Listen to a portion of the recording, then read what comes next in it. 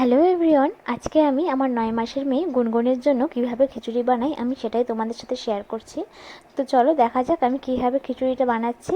তো দেখো, তার জন্য নিয়েছি এখানে আলু, নিয়েছি গাজর, পেঁপে আর নিয়েছি মিষ্টি কুমড়া।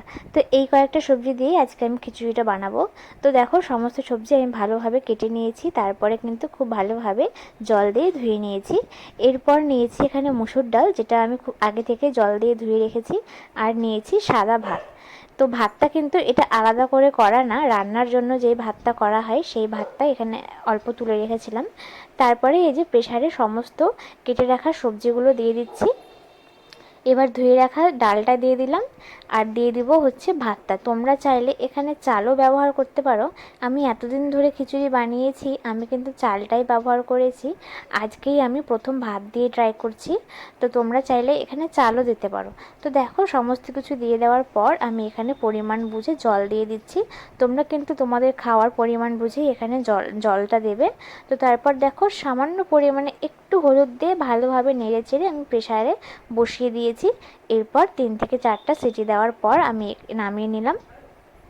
তো দেখো, খুব সুন্দর কিন্তু সবজিটা সেদ্ধ হয়ে গেছে। তোমরা চাইলে আরও বেশি সেদ্ধ করতে পারো। তো আমি 4টা সিটি দিয়ে নামিয়ে নিয়েছি। তো এই যে তারপর ঠান্ডা করে আমি দিয়ে দিলাম একটা মিক্সিতে। তো দেখো, মিক্সিতে দিয়ে আমি খুব সুন্দরভাবে পেস্ট করে নিয়েছি। আমি মিক্সিতেই পেস্ট করি, কারণ একটু দানা থাকলে আমার মেয়ে খেতে চায় না, উকি দেয়। তো তার জন্য মিক্সিতেই পেস্ট করি আমি।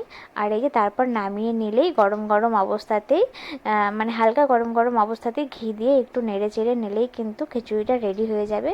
তো তোমরাও তোমাদের বাচ্চাদের কিন্তু এভাবে খিচুড়ি বানিয়ে খাওয়াতে পারো। তো এই যে দেখো, খিচুড়ি কিন্তু রেডি। এটা এখন আমি আমার মেয়েকে খাওয়াবো। তো এটা 6 মাসের পর থেকে বাচ্চাদেরকে কিন্তু খাওয়ানো যাবে, 7 মাস, 8 মাস, 9 মাস। তো দেখো, রেসিপিটা তোমাদের কেমন লাগছে তোমরা অবশ্যই কমেন্ট করে জানিও। তো আজকের মতো টাটা, দেখা হবে আবার নেক্সট ভিডিওতে।